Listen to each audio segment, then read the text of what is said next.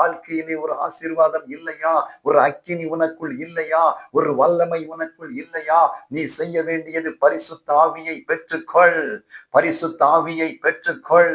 தேவ பிள்ளையே, தன்னிடத்தில் அன்பு கூறுகிறவர்களுக்கு தேவன் தரக்கூடிய பரிசுத்த ஆவியானவர் உன்னை நிரப்ப வல்லமை உள்ளவராக இருக்கிறார். நீ உலகத்தை கலக்க வேண்டுமானால், உலகத்தை ஜெயிக்க வேண்டுமானால், பிரகாசிக்க வேண்டுமானால், மரித்தவர்களை எழுப்ப வேண்டுமானால், அக்கினியை இறக்க வேண்டுமானால், பிசாசுகளை துரத்த வேண்டுமானால், குருடர்களுக்கு பார்வை கொடுக்க வேண்டுமென்றால், தேசத்தை உலர்ந்த எலும்புகளை உயிரோடு எழுப்ப வேண்டுமென்றால், பலத்தினாலும் அல்ல, பராக்கிரமத்தினாலும் அல்ல, என்னுடைய ஆவியினால் ஆகும் என்று தேவன் சொல்லுகிறார். அந்த ஆவியை இப்பொழுது உனக்கு தர விரும்புகிறார்.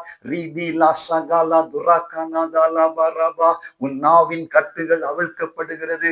எனக்கு அபிஷேகம் தந்த ஆண்டவர் என்னோடு சொன்னார், நீ யாருக்காக ஜெபிக்கிறாயோ, யார் தலையின் மேல் கைகளை வைக்கிறாயோ அவர்களுக்கு என் ஆவியை தருவேன் என்று சொன்னார். 2002 நான் கரூர் என்கிற பட்டணத்தில் வேலை செய்த பொழுது இரவு நேரத்தில் கூடி வந்த வாலிபர்கள் மீது கரங்களை வைத்து ஜெபித்த பொழுது அவர்கள் அக்கினி அபிஷேகத்தினால் நிறைந்து 2-3 மணி வரை அவர்கள் தீர்க்க தரிசனம் சொல்லி ஆண்டவரை ஆராதித்தார்கள். இன்றைக்கும் தேவனுடைய பிள்ளையே, இந்த வீடியோவை பார்த்து கொண்டிருக்கிற என் சகோதர சகோதரியே, நீ தேவனுக்கு ஒரு தீர்க்க தரிசியாக வா.